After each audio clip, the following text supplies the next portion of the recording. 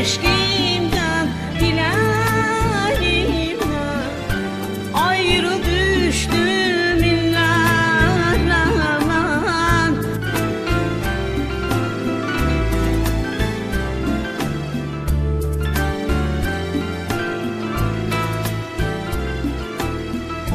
Öz eşkimden, dilerimden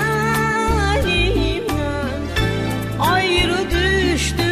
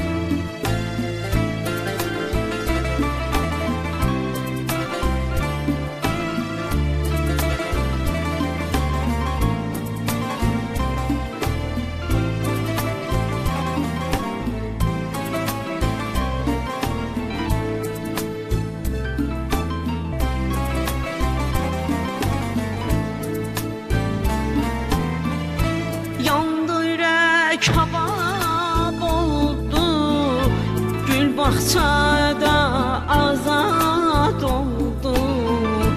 Yandı yürek kabab oldu, gül bahçada azad oldu.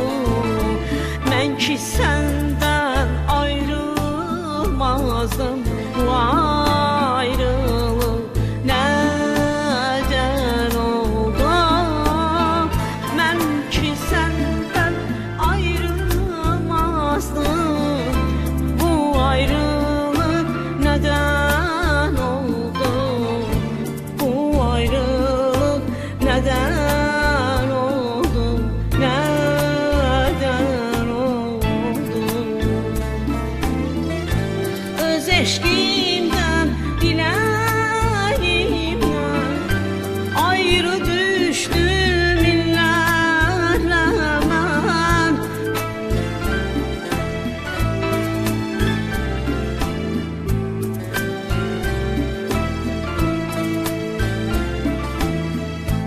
Öz eşkimden,